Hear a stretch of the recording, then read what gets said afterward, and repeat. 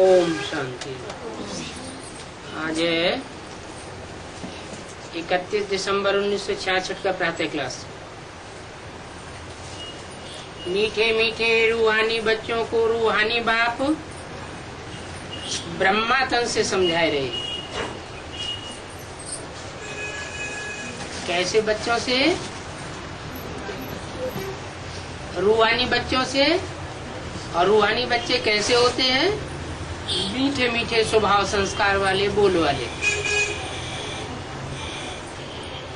अगर रूहानी बच्चे नहीं हैं, देवान में आते हैं, जिस्मानी है, तो कड़वी भाषा बोलते होंगे, कड़वे वाइब्रेशन फैलाते होंगे। ऐसे बच्चों से बाप नहीं बोल समझाए रहे। बाप बैठ समझाते हैं किसमें? ब्रह्मा की तन में, अथवा ब्रह्मा मुखवंशावली ब्राह्मणों को समझाए रहे। मुखवंशावली ब्राह्मणों को नहीं समझाए रहे हैं। जो ब्रह्मा की कोख अर्थात गोद को ही याद करते रहते हो, जो ब्रह्मा की कोख को याद करते हो, गोद को याद करते हो, वो कौन से ब्राह्मण होंगे? जिन्होंने गोद ली होगी वो गोद को याद करते होंगे, और जिन्होंने गोद ली ही नहीं होगी वो गोद को याद भी नहीं करते होंगे। रसगुल्ला कौन याद करेगा? जिसने रसगुल्ला खाया होगा वो रसगुल्ला को याद करेगा। खाया ही नहीं होगा तो याद कहां से करेगा? तो ब्रह्मा मुखवंशावली बच्चों को समझाए रहे हैं। मुखवंशावली बच्चे न समझेंगे और न बाप उनको समझाते। मुखवंशावली कौन हुए? है यहाँ कोई मुखवंशावली बैठा है जिसने ब्रह्मा की गोद ली हो, है, और ब्रह्मा की गोद को याद करता हो? कोई बैठा है? कोई मुखवंशावली नहीं बैठा। सब मुखवंशावली बैठे हुए। मुखवंशावली अर्थात ब्रह्मा के मुख से जो बोल निकले उन बोलों को अपने जीवन में धारण करने वाला और दूसरों को धारण कराने वाला। ब्राह्मणों को शिक्षा कौन सी मिलती है? ब्रह्मा मुख से शिक्षा मिलती है। तो कौन सी शिक्षा मिलती है? सृष्टि के आदि मध्य अंत की शिक्षा मिलती है, जिसके लिए तुम त्रिकालदर्शी भी कहला सकते हो, सुदर्शन चक्रधारी भी कहला सकते हो। विष्णु कोई सुदर्शन चक्रधारी नहीं है। क्या? जो विष्णु को चक्र दे दिया है चित्रों में, वास्तव में वो विष्णु के हाथ में चक्र नहीं है। तो मुखवंशावली ब्राह्मणों के हाथ में, कौन से हाथ में? बुद्ध रूपी हाथ में सुदर्शन चक्र है। स्व माने आत्मा, दर्शन माने 84 जन्मों का दर्शन। चक्र में सत्युग, त्रेता, द्वापर, कलयुग रूपी जो चक्र है उसमें 84 जन्म हम कैसे लेते हैं ये हम देखते हैं। न तो कोई कृष्ण को सुदर्शन चक्र है और न विष्णु को सुदर्शन चक्र है। कृष्ण तो सतयुग में जन्म लेगा, वहां स्वदर्शन की बात ही नहीं। और विष्णु सात्विक देवता, उसको तो नई दुनिया की पालना करनी है, उन्हें सुदर्शन चक्र चलाने से क्या लेना देना। तो तुम ब्राह्मणों की बात है। कृष्ण को तो उन्होंने हिंसा करने के लिए सुदर्शन चक्र दे दिया। किन्होंने? उन देहधारी धर्म गुरुओं ने शास्त्रों में ये दिखाई दिया है कि कृष्ण ने हिंसा की, चक्र घुमाते गए और हिंसा करते गए। वास्तव में हम अपने 84 जन्मों का जितना जितना साक्षात्कार करते जाएंगे उतना उतना हमारे अंदर से आसुरी संस्कार जड़ते जाएंगे। आसुरी संस्कार हमारे अंदर से भी खत्म होंगे और इस दुनिया के अंदर से भी आसुरी संस्कार खत्म होंगे। इसमें कोई हिंसा की बात नहीं है। तुम्हारा अहम ऑब्जेक्ट है नर से नारायण और नारी से लक्ष्मी बनने का। तुम्हारे सामने चित्र भी है तो समझ भी सकते हो। अभी हमको फिर से ऐसा दैवी गुण धारण करने वाला देवता बनना है।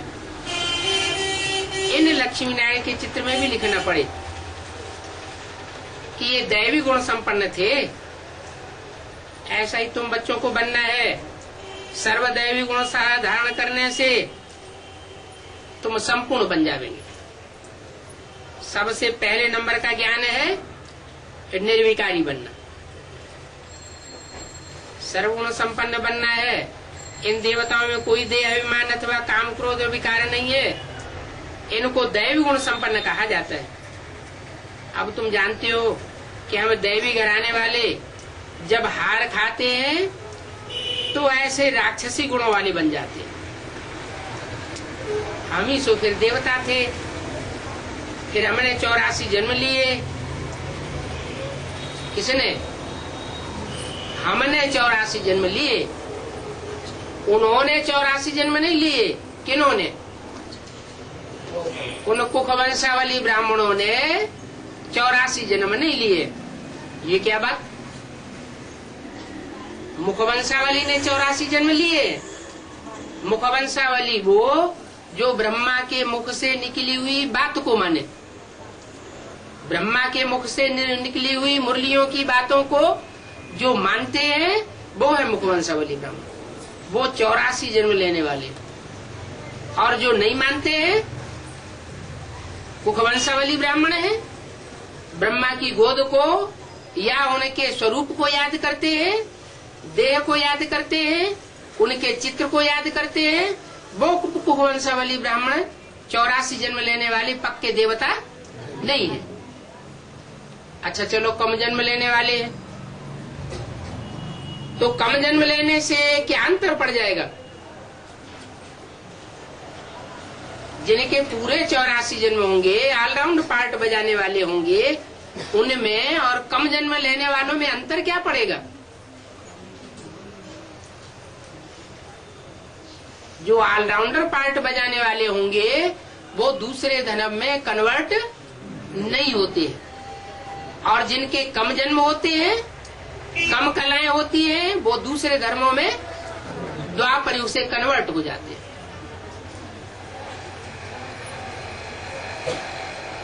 तो हम ही 84 जन्म देने वाले देवता थे। वर्ण के देवता से क्षत्रिय बनते हैं पहले, क्षत्रिय से वैश्य, वैश्य से शूद्र और फिर अब ब्राह्मण बने। अभी हम देवता वंश के बनेंगे। इसलिए दैवी गुण धारण करने हैं, सतो प्रधान बनना है। ये समझना और फिर समझाना बहुत जरूरी है। बुद्धि में ये बात बैठ जानी चाहिए। जो समझते हैं और समझाते हैं वो ही बनेंगे, जो करेंगे सो पावेंगे। इस समय सब मनुष्य है आसुरी गुण वाले। रावण राज्य, रावण राज्य में तो यह था राजा तथा प्रजा। गवर्नमेंट भी चाहती है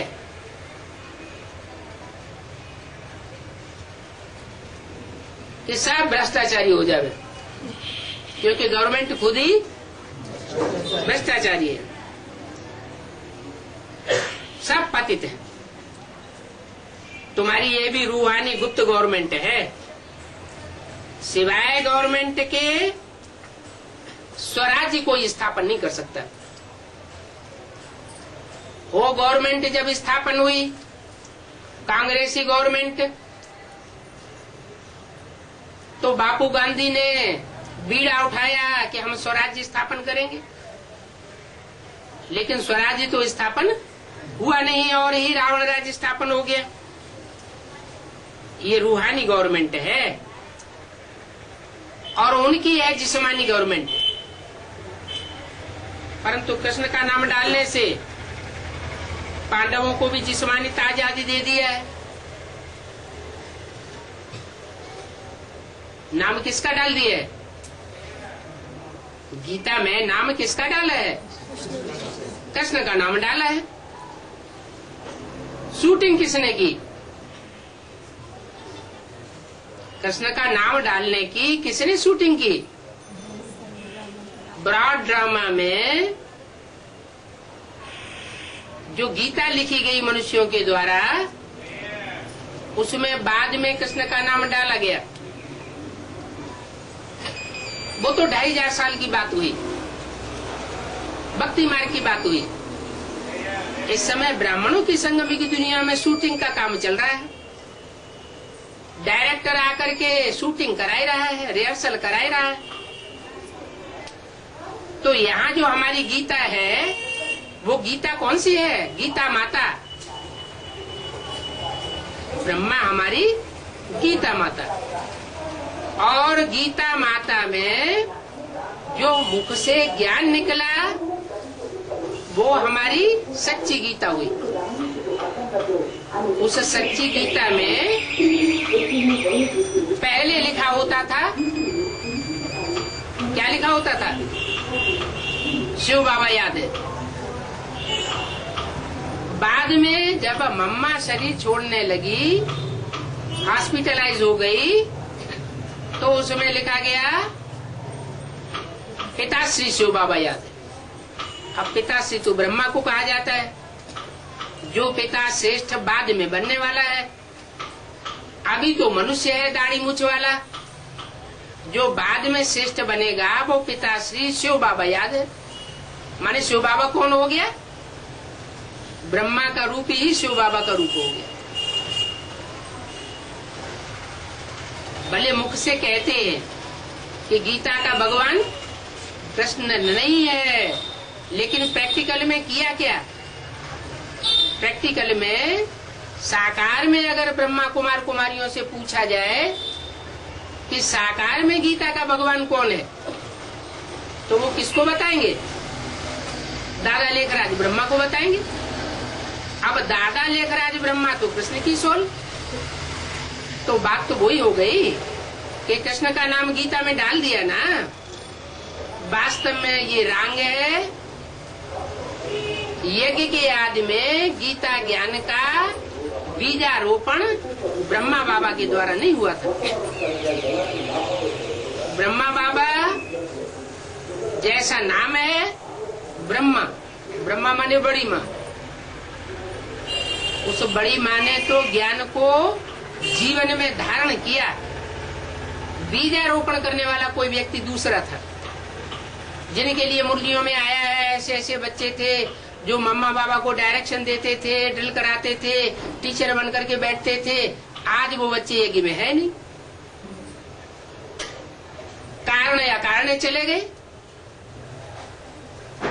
फिर कारण भी बताया क्यों चले गए, क्योंकि उस समय यह इतना ज्ञान विस्तार को पाया हुआ नहीं था। वो आत्माएं तो बुद्धिमान बाप के बुद्धिमान बच्चे थे। जब यज्ञ का आरंभ हुआ तो भक्ति मार्ग का फाउंडेशन डाला जा रहा था। ओम ओम ध्वनि का उच्चारण होता था, जैसा शास्त्रों में भी लिखा हुआ है। षष्ठी की जब रचना की शुरुआत हुई तो ब्रह्मा के मुख से सबसे पहला शब्द निकला ओम।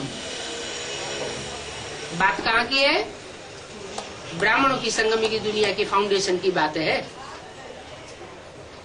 पुरानी संस्कृत की गीता के अर्थ बैठ करके सुनाते थे।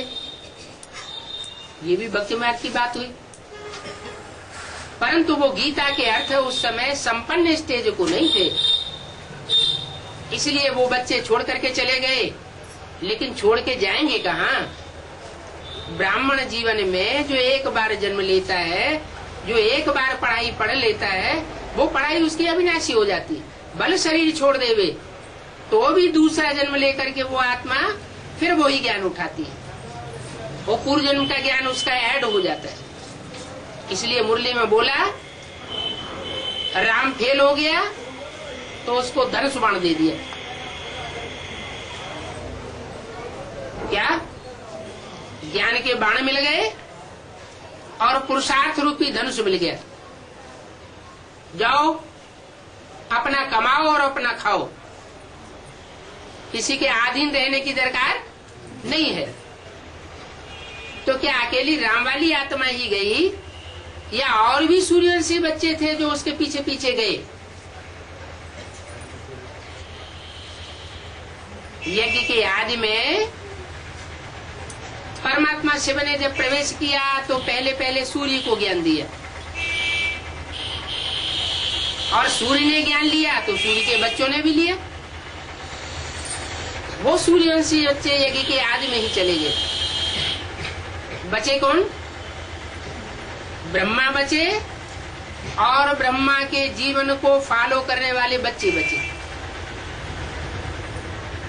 ब्रह्मा को कोक को याद करने वाले बच्चे बने, वो बचे। मुरली में तो 20 बार आया है कि ब्रह्मा का चित्र नहीं रखना है, अगर तुम बच्चे ब्रह्मा का चित्र रखेंगे तो पतित हो जाएंगे। लेकिन जो कुकवंशावली होंगे वो कोक की बात को ज्यादा ध्यान देंगे या मुख की बात को ज्यादा ध्यान देंगे? मुख की बात को ध्यान नहीं दे सकते। तो उन्होंने बाबा के चित्र को अभी तक भी नहीं छोड़ा। मुरली में भले बोला गया कि ब्रह्मा का चित्र समझाने के लिए तो त्रिमूर्ति में रखा ही हुआ है, अलग से ब्रह्मा का चित्र रखने की कोई दरकार नहीं। लेकिन जिनकी समझ में नहीं आना है, जिनको वर्षा नहीं लेना है पूरे 84 जन्म का डायरेक्ट बाप से, वो नहीं ले सकते। राधा कृष्ण जैसी आत्माएं वो भगवान बाप से डायरेक्ट वर्षा लेंगी या अपने माँ बाप देवी देवताओं से वर्षा लेंगी? देवी देवताओं से वर्षा लेंगी। तो जो देवी देवताएं हैं खुद पुरुषार्थ करके देवत्व पद पाते हैं और डायरेक्ट भगवान से पद पाते हैं। नर से डायरेक्ट नारायण बनते हैं, नारी से लक्ष्मी बनते हैं, वो ऊंचे हुए। या जो देवताओं से प्राप्ति करते हैं जन्म लेकर, वो ऊंचे हुए। डायरेक्ट जो प्राप्ति करते हैं वो ऊंचे हुए। इसलिए बाप कहते हैं तुम मेरे मुखवंशावली बच्चे हो और तुम पूरे 84 जन्मों का वर्षा लेने वाले हो। एक जन्म भी तुम्हारा कम नहीं होता है। मैं तुमको सन्मुख बैठ करके समझाता हूँ, उन कुखवंशावली ब्राह्मणों को मैं सन्मुख बैठ करके नहीं समझाता हूँ। तुम उनको कितनी भी बार जा करके कहो, निमंत्रण दे करके आओ कि आकर के सुनो, भगवान आया हुआ है, उनकी बुद्धि में बैठेगा नहीं। क्यों नहीं बैठेगा? क्योंकि वो कन्वर्ट होने वाली आत्माएं हैं। जो कच्ची कन्वर्ट होने वाली आत्माएं हैं वो यज्ञ के आदि में भी उन्होंने ध्यान नहीं दिया, ब्रह्मा की बातों पर नहीं ध्यान दिया। अभी गुलजार दादी के तन में ब्रह्मा की सोल प्रवेश करती है, उन बातों पर भी ध्यान नहीं देते। अगर आप उनको समझाएं कि ब्रह्मा बाबा ने इस बात को इस अर्थ में कहा है, तो कहेंगे ये तुम्हारी अपने बाबा की मुरली है, हमें सुनने की दरकार नहीं है। बाप कहते हैं तुम मेरे मुखवंशावली बच्चे स्वराज्य स्थापन करेंगे। मुखवंशावली स्वराज्य स्थापन नहीं कर सकते। ये रूहानी गवर्नमेंट है, इन बातों को अभी तुम्हारे सिवाय कोई नहीं समझेगा। अभी तुम बच्चों को अपनी अवस्था को जमाना है। माया तुम्हारी अवस्था को ऊपर नीचे करेगी, खूब परीक्षा लेगी, लेकिन क्या करना है? अपनी अवस्था को मजबूत बना करके रखना है। अभी तो संपूर्ण कोई नहीं है। अगर कोई संपूर्ण बन जाए तो फिर ये शरीर रहेगा ही नहीं।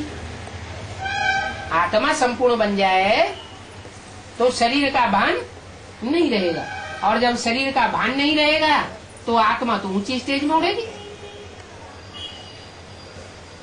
कर्मातीत अवस्था हो गई, आत्मा प्योर हो गई, तो यहाँ इस दुनिया में रह न सके। कौन सी दुनिया में? दुख धाम में रह न सके। बाप से हमें काय का वर्षा मिलना है, शांति धाम और सुख धाम का वर्षा मिलना है। मिलेगा तब जब हम आत्मिक स्टेज में टिकने के अभ्यासी हो जाए, देहबान भूल जाए, देह की स्मृति ना आए, देह के संबंधियों की स्मृति ना आए। ज्ञान कौन सा ले रहे हैं? रूहानी ज्ञान ले रहे हैं, रूहानी शिक्षा ले रहे हैं, तो अवस्था भी तो वैसी बनानी पड़े। कैसी अवस्था? जिसमें देह और देह के संबंधों की कोई बदबू ना आती हो। हमारा जीवन ऐसा बन जाए जिसमें हमें देह के संबंधों में बुद्धि को टिकाने की दरकार ही न पड़े। बाप तो आते ही हैं प्योर बनाने के लिए, इतनी प्योर बुद्धि बनाए देते हैं कि तुम्हारी बुद्धि रावण राज्य से बिल्कुल दूर हो जाती है। सतयुग में तो देखो कोई भी पुकारेगा नहीं, किसको? भगवान को। द्वापर कलयुग में पुकारते हैं। संगम युग में भगवान जब आते हैं तो अपने आप आते हैं या पुकारने के बाद आते हैं? हैं? अपने आप आते हैं। और तथाकथित ब्राह्मण क्या समझते हैं कि गुलजार दादी में ब्रह्मा की सोल आती है और ब्रह्मा में शिव बाबा आते हैं। तो पुकारने से आते हैं, आवाहन करने से आते हैं, ये अपने आप आते हैं? आवाहन करने से आते हैं। तो आवाहन करने से भूत प्रेत भी आते हैं, आवाहन करने से देवताएं भी आते हैं। आवाहन करना जो होता है वो देह अभिमानियों को आवाहन करना होता है। आत्मा अभिमानी जो सदैव है, जिसको कहते हैं सदा शिव, उसको कोई मान मर्तबा लेने की दरकार नहीं है। वो तो बिना बुलाए आता है। ऐसे नहीं कि वो निमंत्रण दिया जाएगा तब वो आएगा। 63 जन्म भी वो निमंत्रण देने पर नहीं आया, जब आया तो अपने आप आया। तो बाप जब प्रवेश करते हैं तो कोई को पता नहीं चलता कब आते हैं कब चले जाते हैं। और मनुष्य आत्मा जब प्रवेश करती है तो सबको पता चल जाता है, चेहरा मोहरा बदल जाता है। क्यों बदल जाता है? क्योंकि सूक्ष्म शरीर का दबाव पड़ता है। सुप्रीम सोल तो ज्योति बिंदु, उनको तो सूक्ष्म शरीर भी नहीं तो स्थूल शरीर भी नहीं, तो दबाव किस चीज का पड़ेगा? वो तो हल्की फुल्की आत्मा है, जिस तन में भी प्रवेश करती है उसका नाम ब्रह्मा रखती है और ब्रह्मा के द्वारा वो आकर के बोलते हैं। अब वो चाहे ब्रह्मा माँ के रूप में हो और चाहे वो ब्रह्मा टीचर के रूप में हो। टीचर के रूप में आकर के गीता ज्ञान का क्लैरिफिकेशन देते हैं। क्लैरिफिकेशन जब देते हैं तो एक एक मुरली के महावाक्य का हिज्जे हिज्जे करके समझा देते हैं। मुरली का कोई भी वाक्य ऐसा नहीं रह जाता जो कोई ब्राह्मण समझ न सके। और बाप एक एक बात क्लियर करके समझाते हैं। देहदारी धर्म गुरुओं की सभा में कोई बीच में प्रश्न नहीं कर सकता, सवाल जवाब नहीं कर सकता। और बाप कहते हैं मैं तो थोड़े थोड़े बच्चों को आकर के समझाता हूँ, मैं लाउड स्पीकर पर आकर के पढ़ाई नहीं पढ़ाता। मैं थोड़े थोड़े बच्चों को इसलिए समझाता हूँ कि बच्चे अपनी एक एक शंका का समाधान कर सके। तो कितना अंतर है, उन गुरुओं में कितना अंतर है और बाप की पढ़ाई में कितना अंतर है। ये सब बातें बच्चों के ध्यान में रहनी चाहिए। अपने पर भी ध्यान देना, हमारे में कौन सा आसुरी अवगुण है। देह अभिमान होने से फिर आसुरी गुण आ जाते हैं। देवताएं भी जब वाम मार्ग में जाते हैं तो आसुरी गुणों में लटक पड़ते हैं। वाम मार्ग माने बाया मार्ग। बाया मार्ग कब से शुरू होता है, कैसे? द्वापर इब्राहिम की डाली जो इस्लाम धर्म की डाली है वो पहले निकलती है। वो इस्लाम धर्म की डाली बाईं ओर मुड़ती है। बायां हाथ जो है वो अशुभ सूचक होता है, दायां हाथ शुभ सूचक होता है। दाएं हाथ से दान धर्म किया जाता है, अच्छे कर्म किए जाते हैं, और बाएं हाथ से गंदगी साफ की जाती है। तो दुनिया में जो भी धर्म आए उनमें कोई धर्म है दाईं ओर के भारतीय धर्म, और कोई धर्म है बाईं ओर के। जो बाईं ओर के धर्म है वो सब विदेशी धर्म। विदेशी धर्मों में व्यभिचार को बुरा नहीं माना जाता। एक स्त्री अपने जीवन में अनेकों शादियां कर सकती है और सब उसको बड़ी अच्छी दृष्टि से देखते हैं। जो ज्यादा बच्चे पैदा करे उनको इनाम भी मिलते हैं। उस हिसाब से ज्यादा बच्चे पैदा करने वाले जो क्रिश्चियंस होते हैं वो कुत्ते बहुत पालते हैं। उन्हें कुत्तों से बहुत प्यार है, क्योंकि कुत्ते कुतरिया बहुत बच्चे पैदा करते हैं। भारत में व्यभिचार को बहुत बुरा माना जाता है। भारत में एक स्त्री अपने जीवन में एक ही पति करेगी। अगर कहीं दूसरा पति किया तो बहुत बुरा माना जाता है। मुसलमानों में भी ऐसे ही है। मुसलमानों ने तो शुरुआत ही की व्यभिचार की, क्योंकि अगर वो द्वापर युग की शुरुआत में व्यभिचार न करते तो उनकी जनरेशन नहीं बढ़ती। आज भी मुसलमान जनरेशन बढ़ाने की शौकीन है। हर देश में दुनिया में जनसंख्या को बढ़ाने से रोक रहे हैं, और मुसलमान लोग जनसंख्या को बढ़ाने से रोकते नहीं है। वो ज्यादा से ज्यादा बच्चे पैदा करें, ज्यादा से ज्यादा उनकी जनरेशन बढ़े, और ज्यादा से ज्यादा दुनिया में फैलते जाएं और सारी दुनिया के ऊपर कब्जा कर लें। ये उनका लक्ष्य रहता है। भारतवासी आत्माएं ऐसी नहीं रही। बच्चे पैदा करने हैं तो शेर जैसा एक बच्चा अच्छा, या गीदड़ों जैसे सैकड़ों बच्चे पैदा करना अच्छा? एक बच्चा शेरों जैसा होना चाहिए। तो ऐसे ही सतयुग में जो 8 नारायण होते हैं, वो 8 नारायणों की डिनाइस्टी नंबरवार डिनाइस्टी है। पहला नारायण शेर जैसा, दूसरा नारायण टाइगर जैसा, और तीसरा नारायण हाथी जैसा, चौथा नारायण घोड़े जैसा। गति गिरती जाती है, आखिरी नारायण गधेड़े जैसा।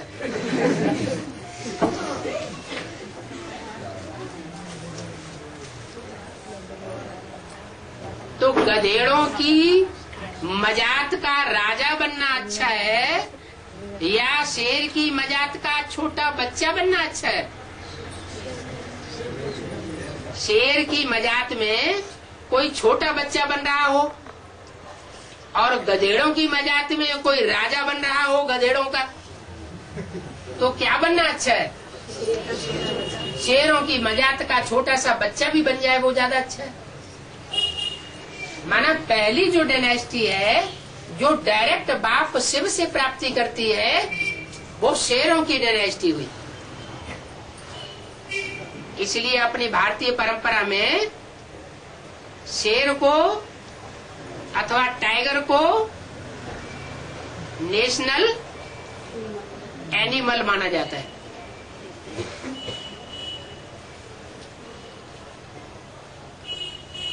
ये ऊंचे से ऊंचा लकब दिया हुआ है। झंडे का चित्र है, उसमें भी 3 शेर दिखाए जाते हैं। नोट, उसमें भी 3 शेर दिखाए जाते हैं। अशोक की लाट, उसमें भी 3 शेर दिखाते हैं। और जो कोर्ट के स्टाम्प होते हैं उसमें भी 3 शेर दिखाए जाते हैं। ये 3 शेर किसकी यादगार है? ब्रह्मा, विष्णु और और शंकर की यादगार। ये ऊंचे से ऊंचे तबक्के के देवताएं हैं। जब बाप शिव आते हैं तो उनके साथ साथ ये 3 शेर जैसी आत्माएं भी सृष्टि पर आती है और नंबरवार पार्ट बजाती है। पहले पहले प्रत्यक्ष होने वाली देवमूर्ति ब्रह्मा कही जाती है। जो 3 पुरियां दिखाई गई है, ब्रह्मापुरी, विष्णुपुरी, शंकरपुरी, उसमें ब्रह्मा है नीचे तबक्के का, साकार सृष्टि के नजदीक है, दुखधाम की सृष्टि के नजदीक है या सुखधाम की सृष्टि के नजदीक है? दुखधाम की सृष्टि के नजदीक है ब्रह्मा। और शांतिधाम की सृष्टि के नजदीक कौन है? शंकर। और दोनों के बीच में बैलेंस बनाए हुए है विष्णु। न दुखधाम में और न शांतिधाम में, वो रहता है सुखधाम में। तो 3 मूर्तियां हैं 3 धाम क्रिएट करने वाली। क्या? इसलिए शिव बाबा ने ब्रह्मा की मूर्ति को याद करने के लिए मना किया था। किस लिए मना किया था? कि अगर ब्रह्मा की मूर्ति को याद करेंगे तो जैसे को याद करेंगे तो अंतमते तो गते बन जाएगी, नीचे गिर पड़ेंगे। इस राज को जो देह अभिमानी थे, जिन्होंने देह को प्यार किया, ब्रह्मा की देह को याद करना भूल न सके, उन्होंने नहीं समझ सके। और तुम बच्चों ने समझ लिया। क्यों समझ लिया? क्योंकि तुमने ब्रह्मा से साकार में पालना नहीं ली। जिन्होंने साकार में पालना ली वो ब्रह्मा की देह में फंस गए, और जिन्होंने पालना नहीं ली वो ब्रह्मा की देह में फंसे भी नहीं और मुरलियों को ग्रास्प किया, मुरलियों को पकड़ा। मुरलियां सुनाने वाली आत्मा ब्रह्मा की सोल है या निराकार शिव की सोल है? निराकार शिव ने आकर के ज्ञान सुनाया ना। वो ज्ञान की प्रॉपर्टी ब्रह्मा की नहीं है। वो मनुष्य गुरु समझते हैं, वो ब्राह्मण समझते हैं कि गीता का ज्ञानदाता साकार में दादा लेखराज ब्रह्मा था। लेकिन ये गलत बात है। ब्रह्मा को भी अपने साक्षात्कारों का ज्ञान यज्ञ के आदि में किसी और व्यक्ति ने दिया था। वो राम वाली आत्मा थी। इसलिए मुरली में बोला राम बाप को कहा जाता है, कृष्ण बच्चे को कहा जाता है। वो कृष्ण बच्चा मृदुल पार्ट बजाता है, मीठा मीठा प्यार भरा पार्ट बजाया, मीठी मीठी भाषा से ज्ञान दिया। उस मिठास में दुनिया के जितने भी धर्मों की श्रेष्ठ आत्माएं थी वो सब आकर के ब्राह्मण बनकर के इकट्ठी हो गई। इसलिए ब्राह्मणों की कुरियां गाई हुई है। 9 विशेष धर्म है तो 9 ब्राह्मणों की कुरियां गाई हुई है। कहते हैं 9 ऋषियों से 9 गोत्र पैदा हुए। उनमें सबसे श्रेष्ठ सूर्यवंशी, फिर है चंद्रवंशी, फिर है इस्लाम वंशी, फिर नंबरवार पुरुषार्थ अनुसार। जो नई दुनिया बनेगी वो इस्लामी बौद्धी क्रिश्चियंस के ग्रुप के द्वारा बनेगी या सूर्यवंशी चंद्रवंशियों के द्वारा बनेगी? जो सूर्यवंशी चंद्रवंशी आत्माएं होंगी वो नई दुनिया बनाने के निमित्त बनेगी। तो ज्ञान सूर्य का पार्ट हुआ शिव का, जिसे कहते हैं शिव शंकर भोलेनाथ, और ज्ञान चंद्रमा का पार्ट हुआ ब्रह्मा का, जो ब्रह्मा शंकर के मस्तक में भी दिखाया जाता है, जो अधूरा ब्रह्मा काली के मस्तक पर भी दिखाया जाता है, जो ब्रह्मा दुर्गा के मस्तक पर भी दिखाया जाता है।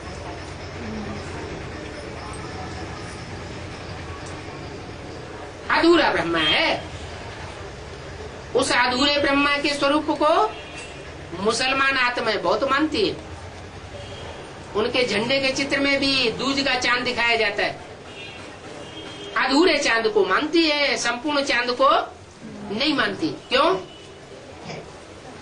क्योंकि जब ब्रह्मा की सोल संपूर्ण बनेगी तो वो क्या बन जाएगी? सूर्यवंशी बन जाएगी। ब्रह्मा की सोल भी बाप समान सूर्यवंशी बन जाएगी। अधूरा चंद्रमा है तो विदेशियों को और विधर्मियों को बहुत प्रिय है, क्योंकि उसमें लूजनेस होती है। और संपूर्ण चंद्रमा है तो वो लूजनेस खत्म हो जाती है। जो आतताई बच्चे होते हैं वो माँ की कमजोरी का लाभ उठाते हैं और बाप से दूर भागते हैं। जो बाप के पावरफुल औरस बच्चे होते हैं वो बाप के नजदीक आते हैं, क्योंकि सच्चे बच्चे हैं। जो सच्चा होता है वो अपने जीवन में नाचता रहता है, उसे किसी से नजर झुकाने की या नजर बचाने की दरकार नहीं रहती। तो ऐसे श्रेष्ठ बच्चे, सूर्यवंशी बच्चे, वो तुम बच्चे हो जो पूरी पढ़ाई पढ़ते हो और पढ़ करके नई दुनिया की स्थापना के निमित्त बनते हो। लक्ष्मी नारायण के चित्र में इतनी नॉलेज नहीं है जितनी त्रिमूर्ति के चित्र में। क्यों? त्रिमूर्ति के चित्र में तीनों धाम की नॉलेज आ जाती है। सुख धाम की भी नॉलेज है, दुख धाम की भी नॉलेज है और शांति धाम की भी नॉलेज।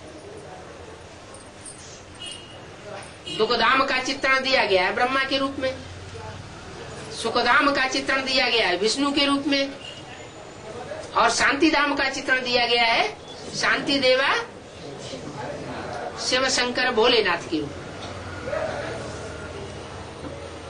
तो त्रिमूर्ति गोला मुख्य है, इनमें बड़ी अच्छी अच्छी नॉलेज है। लक्ष्मी नारायण के चित्र में इतनी नॉलेज नहीं है जितनी त्रिमूर्ति गोले में। हाँ, इसमें भी ऊपर में त्रिमूर्ति दिया गया है। शिव बाबा ब्रह्मा द्वारा नर से नारायण बनाने की नॉलेज देते, सारे चक्र की नॉलेज इनके पास है। अब गवर्नमेंट समझती है कि प्रजा कम हो, बर्थ कंट्रोल करते रहते, परंतु ये प्रजा तो कम नहीं होनी है। सन 47 से जब से ये गवर्नमेंट बनी है, ये प्रयास करती है कि जनसंख्या न बढ़े। बर्थ कंट्रोल करते ही रहते हैं, हॉस्पिटलों में करते रहते हैं, शिविर लगा के करते रहते हैं, लेकिन जनसंख्या बढ़ती जा रही है या घटती जा रही है? पहले इतनी जनसंख्या नहीं बढ़ती थी। जब अंग्रेज गवर्नमेंट का राज्य था और जब भारतीय गवर्नमेंट का राज्य आया तो जनसंख्या पहले थी 40 करोड़ सन 47 में, और अब हो गई 80, दुगुनी, 2.5 गुनी से भी ऊपर, 100 करोड़ से ऊपर भारत की आबादी हो गई। तो नर चाहत कछ और है और होवत है कछ और। जो चाहते हैं वो नहीं होता है। ड्रामा बना बनाया है, मनुष्य के करने से स्वर्ग नहीं बन सकता। ये दुनिया जो इतनी फैल चुकी है, उस बड़ी दुनिया को नष्ट करने के लिए परमात्मा का प्लान ही सफल हो सकता है। और वो प्लान तो तभी बन चुका था जब गांधी जी ने आवाज लगाई थी, हे पतित पावन आओ। आवाज लगाने वालों को पता नहीं चला कि वो पतित पावन भारत में आ चुका। वो फैमिली प्लानिंग का शास्त्र जो गाया हुआ है गीता, जिससे महाभारत गृह युद्ध हुआ और सारे कौरव और यादव खलास हो गए। कितने बचे? कहते हैं 5 पांडव बचे। माने उंगलियों पर गिने जाने योग्य थोड़ी सी आत्माएं बचती हैं। वो फैमिली प्लानिंग का शास्त्र, गीता शास्त्र अब तैयार हो रहा है। वो हिंदू मुसलमान सिखों के जो शास्त्र हैं वो तो मनुष्य गुरुओं के बनाए हुए हैं। भारत में जो शास्त्र गीता शास्त्र है वो भी मनुष्यों का बनाया हुआ है। लेकिन उन शास्त्रों को कोई बैठ करके लिखता नहीं है, धर्म पिता नहीं लिखता है। धर्म पिता तो डायरेक्ट आकर के ज्ञान सुनाता है। जैसे इब्राहिम ने सुनाया, क्राइस्ट ने सुनाया, उन्होंने कोई बाइबल लिखी थोड़े ही। गुरु ग्रंथ साहब कोई गुरु नानक ने थोड़े ही लिखा, उन्हें तो बैठ करके सुनाया। ऐसे ही भगवान भी जब इस सृष्टि पर आते हैं तो वो तो डायरेक्ट मुख से सुनाते हैं, वो बैठ करके लिखते नहीं है, न लिखी लिखाई गीता का एक्सप्लेन करते हैं। तो उन्होंने आकर के जो बोला, जो सच्चाई बोली, उस सच्चाई से सत्युग स्थापन होता है। अभी बाप कहते हैं मैं देता हूं तुम बच्चों को फैमिली प्लानिंग का शास्त्र गीता। शास्त्र माने शासन करने वाली, सबसे श्रेष्ठ से श्रेष्ठ ज्ञान मैं तुमको देता हूं, जिससे आसुरी दुनिया का विनाश होगा और दैवी दुनिया की स्थापना होगी। तो अभी दुनिया दुनियावी तरीके से कम नहीं होगी, ईश्वरीय ज्ञान के आधार पर ये दुनिया खलास होनी है। अभी तो कलयुग का अंत है, देख तो रहने के लिए लोगों को जगह ही नहीं है। कितना नुकसान होता रहता है तुम समझा सकते हो। इसी भारत में लक्ष्मी नारायण का राज्य था। जब लक्ष्मी नारायण का राज्य था तो प्रजा कितनी थोड़ी थी, और अभी लक्ष्मी नारायण का राज्य नहीं है। किसका राज्य है? प्रजा के ऊपर प्रजा का राज्य। बाप कहते हैं ये प्रजा का ऊपर प्रजा का राज्य बेकायदे राज्य। इसे बेकायदे राज्य में कोई सुखी नहीं हो सकता। मैं आता हूं तो राजाओं का राज्य स्थापन करता हूं। इन राजाओं को राजा बनाने की कला और किसी के पास नहीं। मैं ही आकर के ऐसा ज्ञान देता हूं राजयोग का, जो राजयोग सीख करके तुम बच्चे राजा बनते हो और अनेक जन्मों के लिए राजा बनते हो। वो डॉक्टर बनते हैं एक जन्म के लिए, कितनी पढ़ाई पढ़ते हैं, वकालत पढ़ते हैं, इंजीनियर बनते हैं, कितनी मेहनत करते हैं, और पढ़ाई पढ़ने के बाद भी कोई पक्का नहीं है कि कोई इंजीनियर बन ही जाए, डॉक्टर बन ही जाए, वकील या जज बन ही जाए। लेकिन इस पढ़ाई में पक्की बात है कि अगर तुम जैसे मैं पढ़ाई पढ़ाता हूँ वैसे ही अगर रेगुलर और पंक्चुअल बन करके ये पढ़ाई पढ़ते रहोगे तो मैं गारंटी करता हूँ कि तुम राजपद जरूर पाओगे। ये राजाई की पढ़ाई और कोई नहीं पढ़ा सकता सिवाय परमपिता परमात्मा की, और अनेक जन्मों के लिए देता है। इतने दुनिया में हिस्ट्री में छोटे बड़े राजाएं हुए, इन राजाओं को राजाई करना किसने सिखाया? कोई कॉलेज खोला था? मनुष्य गुरुओं ने कोई कॉलेज खोला राजा बनाने के लिए? नहीं।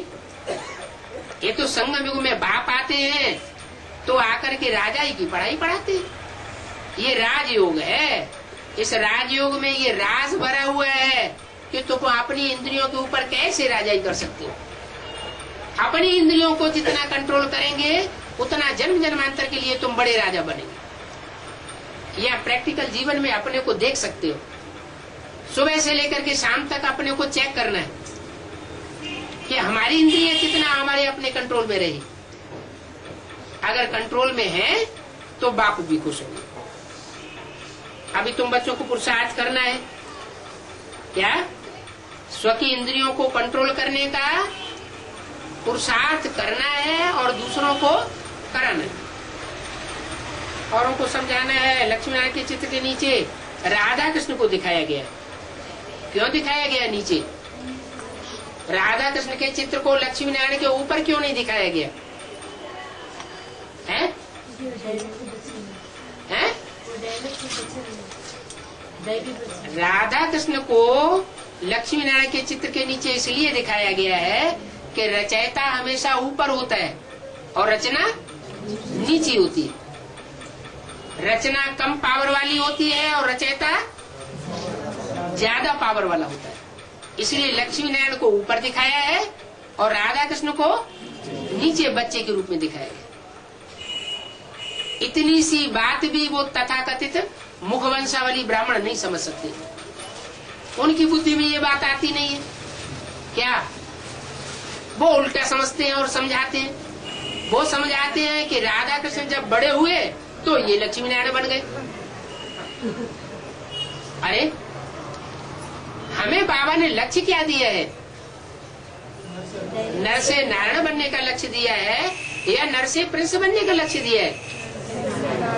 नर से नारायण बनने का लक्ष्य दिया है। राधा कृष्ण के रूप में मम्मा बाबा की आत्माएं जाकर के प्रिंस बनेंगी। पहले प्रिंस के रूप में जन्म लेंगी और बड़े होकर के फिर अपने माँ बाप का टाइटल अपने माँ बाप से लेंगी, शिव बाबा से नहीं लेंगी। और हम इसी नर जीवन में पुरुषार्थ करके अपनी इंद्रियों को कंट्रोल करके इसी जीवन में इसी विश्व में राजाई करने के हकदार बने। सारा विश्व हमारे कंट्रोल में होगा। ऐसे तो सारी दुनिया में एक भी मनुष्य ऐसा हिस्ट्री में नहीं हुआ जिसने सारी दुनिया के ऊपर राज्य किया हो। भले हिटलर, मुसोलिनी, नेपोलियन, इनका नाम गाया हुआ है कि ये बड़े महत्वाकांक्षी थे और उन्होंने आक्रमण करके कोशिश की कि सारी दुनिया को कंट्रोल कर ले, लेकिन बाहुबल के आधार पर कोई भी विश्व का मालिक नहीं बन सकता। ये तो परमात्मा बाप ही आकर के ऐसी पढ़ाई पढ़ाते हैं जिससे हम अहिंसा के आधार पर सारी दुनिया के ऊपर विश्व की बादशाही प्राप्त कर सकते हैं। हमें कोई भी हिंसा का आधार लेने की जरूरत नहीं है। मनसा हिंसा भी नहीं करनी है, वाचा से भी हिंसा नहीं करनी है और कर्मेंद्रियों से भी कोई प्रकार की हिंसा नहीं करनी है।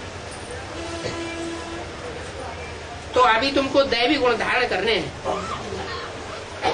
टाइम तो लगता है। एक तो ऐसी दुनिया का दिल से पूरा संन्यास करना है जो दुखदायी दुनिया है, रावण संप्रदाय की दुनिया है। रावण कहा जाता है रुलाने वाले को और राम कहा जाता है रमण कराने वाले को, खिलाने वाले को, सुख देने वाले को। तो हमें तो राम राज्य लाना है। राम राज्य लाने के लिए राम की पहचान जरूरी है, रावण की भी पहचान जरूरी है। कहीं ऐसा न हो कि हम रावण के पंजे में फंस जाएं। तो राम क्या है और रावण क्या है? रावण है अनेक प्रकार की मतें देने वाला और राम है एक तरह की मत देने वाला। कोई कोई दुकान ऐसी होती है तो उस पे लिखा होता है एकदम, और कोई कोई दुकानदार ऐसे होते हैं कि 10 बार चीज का दाम बदलेंगे। एक मुख से अभी एक दाम बोलेंगे, एक घड़ी दूसरी घड़ी दूसरा दाम बोल देंगे, तीसरी घड़ी में तीसरा दाम बोल देंगे। उनका दाम बदलता रहता है क्योंकि झूठे हैं। जो सच्चा होता है उसे बार बार बात बदलने की दरकार नहीं होती। कहते हैं ये तो दुमुहा है। दुमुहा माने दो मुंह से बात करने वाला है। इसलिए चित्र बनाए हुए हैं। रावण का चित्र 10 मुखों का बनाया हुआ है और ब्रह्मा का चित्र 5 मुखों का, 4 मुखों का बनाया हुआ है। और कार्तिकेय का मुख 6 मुख वाला बनाया हुआ। कहते हैं शंकर को 2 बच्चे थे। एक ज्ञानी तू आत्मा बच्चा था गणेश, और दूसरा बच्चा था कार्तिकेय। कार्तिकेय को जो 6 मुख दिखाए गए हैं वो वास्तव में 6 बाद वाले जो धर्म आते हैं, विधर्मी और विदेशी, उन 6 मुखों की बातें करता है। इस्लाम धर्म, बौद्ध धर्म, क्रिश्चियन धर्म, सन्यास, मुस्लिम और सिख धर्म। ये 6 धर्मों के लिए 6 मुख की बातें करता है। कभी किसी को सपोर्ट करके बोलेगा, कभी किसी को सपोर्ट करके बोलेगा, इसलिए उसको 6 मुख दिखाए गए। नाम क्या रख दिया है? कार्तिक। क्या करे? तिक तिक बहुत करता है। तो तिक तिक करने से कभी स्वर्ग स्थापन नहीं हो सकता। बाप आते हैं, बताते हैं, बच्चे अब मैं जो बताता हूं तुमको वही तुम दूसरों को बताओ। उसमें अपनी मनमत मिक्स करके सुनाने की बात नहीं है। मनमत से या मनुष्यों की मत से रावण राज्य बनता है और मेरी मत पर चलने से राम राज्य बनेगा। तुम खुद राम राज्य स्थापन नहीं करते हो, श्रीमत पर तुम राम राज्य स्थापन करते हो। तो ऐसी दुखदायी दुनिया का पूरा संन्यास करना है। बुद्धि भी कहती है कि अब ये पुरानी दुनिया है, तामसी दुनिया है, अभी हम अपने घर जाते हैं। हमारा बाबा आया हुआ है, सारा दिन बाबा याद पड़ना चाहिए। क्या सारा दिन बाबा को याद करें? फिर पेट पूजा कैसे करें? हैं? पेट पूजा करने की दरकार है या नहीं है? है? बाप तो कहते हैं कि मेरे बच्चे भूख में नहीं मर सकते, फिर पेट पूजा की हमको क्या दरकार है? कहते हैं कि नहीं कहते हैं? बाप कहते हैं मेरे बच्चे भूख नहीं मर सकते। सर्वसेवल बच्चे कब भूख मर न सके? जो ईश्वरीय सेवा में नहीं लगे हुए होंगे वो भूख मर सकते हैं। क्यों? क्योंकि बताए दिए है आगे चल करके सब धंधों में नुकसान होने वाला। सब धंधों में है नुकसान सिवाय एक ईश्वरीय धंधे के। ईश्वरीय धंधा ऐसा बढ़ेगा दुनिया में कि जिसमें पैसे की भरमार हो जाएगी। सारी दुनिया का सोना चांदी तुम्हारे चरणों में आकर के गिरेगा। तो कौन सा धंधा करना चाहिए? है? और करते कौन सा है? अभी भी भारत के अंदर देख लो चाहे दूसरे देशों में, जो भी कल कारखाने हैं पुराने पुराने चलने वाले, वो सब बंद होते जा रहे हैं। जो धंधाधोरी करते हैं वो जानते हैं कि छोटे छोटे धंधों में अब कोई कुछ फायदा होता नहीं है। जो बड़े बड़े धंधे चल रहे हैं बड़े लेवल पर, उनमें फायदा हो रहा है। वो फायदा जो होता है वो गरीबों को गरीब बनाता जा रहा है और साहूकारों को साहूकार बनाता जा रहा है। तो आखिर ये कब तक चलेगा? ऐसी स्थिति एक दिन आ जाएगी जो मारा मारी शुरू हो जाएगी। इसलिए बोला है मुरली में, जब विनाश शुरू होगा तो पहले पहले अकाल पड़ेगा। अकाल ऐसे ही नहीं कि बिल्कुल बरसात नहीं होती है तो ही अकाल पड़ता है। बहुत ज्यादा बरसात हो जाए तो भी अकाल हो जाए, क्योंकि कुछ पैदा नहीं होगा। बेमौसम बरसात हो जाती है तो भी कुछ पैदा नहीं होता और अकाल मालूम नहीं पड़ता है, क्योंकि गवर्नमेंट समझती है अगर हम अकाल अभी घोषित कर देंगे तो गवर्नमेंट पापाचारी साबित हो जाती है। अपने भारतीय शास्त्रों में तो ये लिखा हुआ है कि जो दुराचारी राजा होता है उसके राज्य में अकाल पड़ता है। इसलिए भारत की गवर्नमेंट अकाल घोषित नहीं करती है। अगर सच्चे अर्थों में पूछा जाए तो अकाल अभी भी पड़ा हुआ है। आखिर कब तक छुपाएंगे? आगे चल करके अकाल घोषित करना पड़ेगा। पानी की बूंद भी नहीं मिलेगी लोगों को। नोटों की गड्डियां पड़ी रहेंगी, इतनी महंगाई बढ़ जाएगी और खाने के लिए अन्न नहीं मिलेगा। लेकिन बाप के बच्चे भूख नहीं मर सकते। अभी भी खिचड़ी खाते हैं और तब भी आराम से खिचड़ी खाएंगे।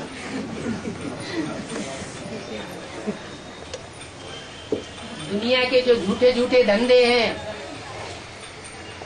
झूठे झूठे धर्म संप्रदाय फैले हुए हैं, उनमें पैसे की कमी नहीं पड़ती कभी भी। तो शिव बाबा आकर के तो सच्चाई का धंधा करता है, सत्य ज्ञान सुनाता है, सत्यों की स्थापना करता है। उसमें पैसे की कमी पड़ने की कोई बात नहीं हो सकती। तो बाबा आया हुआ है, तुम बच्चों को सारा दिन बाबा बाबा याद आने चाहिए।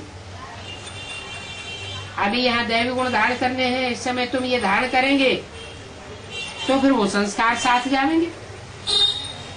जैसे बाबा मिलिट्री के लिए समझाते हैं कि वो मिलिट्री वाले संस्कार ले जाते हैं, यहाँ लड़ाई में मरते हैं तो वहां भी जाकर के जन्म लेते हैं और फिर मिलिट्री में भर्ती हो जाते हैं। उनके संस्कार ही ऐसे पड़ जाते हैं कि उन्हें लड़ाई लड़नी ही लड़नी है। तुम्हारी भी रूहानी मिलिट्री है, तुम कोई हिंसक युद्ध नहीं लड़ते हो, तुम्हारा रूहानी युद्ध है। रूहानी युद्ध रूह की पावर से लड़ा जाता है, देह की कर्मेंद्रियों से नहीं लड़ा जाता। देह और रूह ये दोनों अलग अलग चीजें। रूह सूक्ष्म है और देह स्थूल है। देह 5 तत्वों की चीज है और रूह मन बुद्धि और संस्कार का समुच्चय है। और रूह को पहचान देने वाला रूहानी बाप है। वो रूहानी बाप आकर के हमको बता रहा है कि बच्चे सुबह उठो तो सबसे पहले क्या याद आना चाहिए? अपनी आत्मा याद आए। ये आत्मा का फाउंडेशन सवेरे सवेरे अमृत वेले अगर पक्का डाल लेंगे तो सारा दिन आत्मा की और परमात्मा की याद सहज होती जाएगी।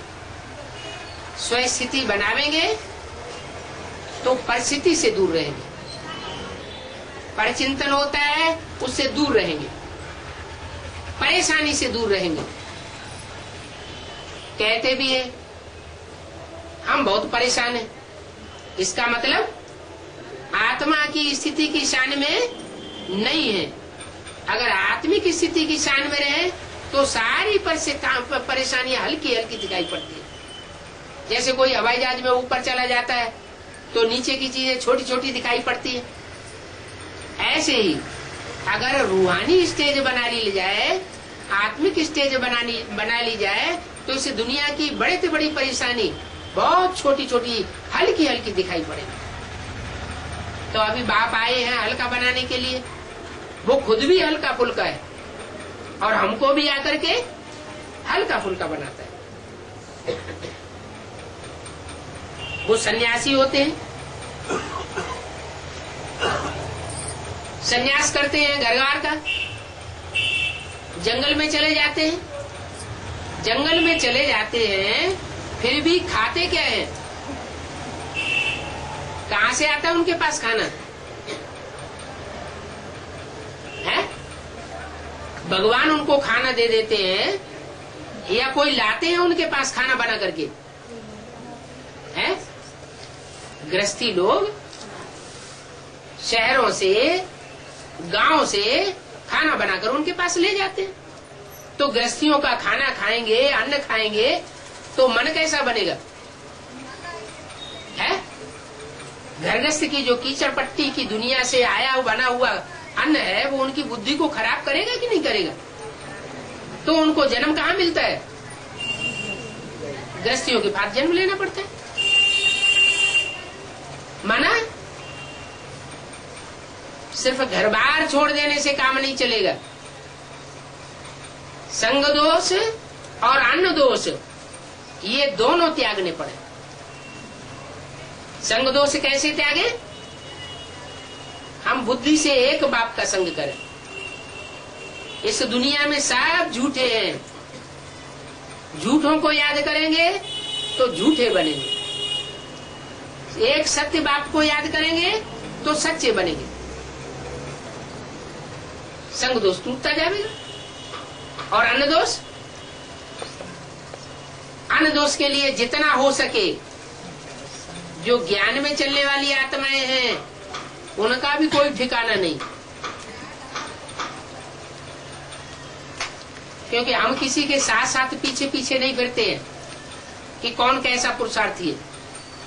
हाँ, अपने घर परिवार में तो हम 24 घंटे देखते हैं, साथ में रहते हैं, तो अगर उनकी धारणा अच्छी है तो उनके हाथ का बना हुआ भोजन ले सकते हैं।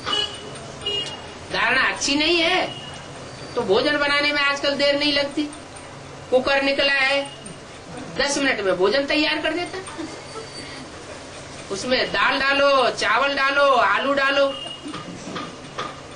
10 मिनट में तैयार हो जाता है। तो भोजन की कोई ऐसी समस्या नहीं है। कोई कहते हैं कि हमें भोजन बनाना नहीं आता। अरे, मनुष्य क्या नहीं कर सकता है? मनुष्य दुनिया के सारे काम करता है, तो भोजन बनाना नहीं सीख सकता है? बहानेबाजियां कर लेते हैं। कोई कहते हैं हमें 10-15 दिन के लिए बाहर जाना पड़ता है, 5-5 दिन हमें बाहर रहना पड़ता है। बाप कहते हैं कि तुम डबल रेटी और दूध से भी काम चला सकते हो, फलों पर भी काम चला सकते हो। कोई आत्मा हिर जाए तो कच्ची सब्जी पर भी काम चला सकती है। जितना कायदा उतना फायदा। अभी तो बहुत थोड़ा समय रह गया है। अभी अगर ध्यान नहीं दिया तो हमेशा के लिए फिर संस्कार पक्के हो जाएंगे, जन्म जन्मांतर के संस्कार पक्के हो जाएंगे, अन्न दोष और संग दोष के। फिर नीचे गिरते रहेंगे। द्वापर युग से नीचे गिरना शुरू होता है, संघ के रंग में आना शुरू होता है। दूसरे धर्मों के धर्म पिताओं के संग में आते हैं, उनके फॉलोअर्स के संग में आते हैं। हिंदू ही कन्वर्ट होकर के दूसरे धर्मों में जाते हैं। तो ऐसा ना हो कि हम भी कन्वर्ट होने वाली आत्माएं बनते रहे, कभी मुसलमान बने, कभी क्रिश्चियन बने, कभी सिख बने, कभी ईसाई बने। नहीं, अपने धर्म में रहना अच्छा और दूसरे धर्म में रहना अच्छा नहीं है। स्वधर्मे निधर्म से पर धर्मो भयावह। अपने धर्म जो है सुखदायी होता है। अपना धर्म वो है जो परमात्मा बाप आकर के स्थापन करते हैं, और पराये धर्म वो है जो मनुष्य गुरु आकर के स्थापन करते हैं। ओम शांति।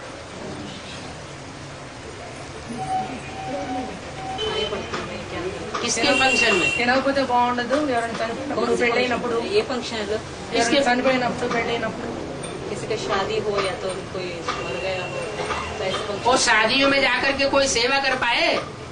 భోజనం शादियों में जाते हैं, शादी में जाने का लक्ष्य क्या होता है हमारा? कि हम शादी में जाकर के कोई की सेवा करके आए। तो सेवा करके किसी को निकाल के लाए आज तक? భోజనం చేయకపోతే అన్నం है? नहीं लाए ना। तो शादी से हमारा क्या लेना देना? పెళ్లి నుంచి మనకేమి ఇవ్వదు లేదు తీసుకోవద్దు जब हमारा शादी से लेना ही देना नहीं तो हम वहां जाकर के अन्नदोष में क्यों आए? शादी में जाएंगे, अन्नदोष और संग दोष तो लगेगा।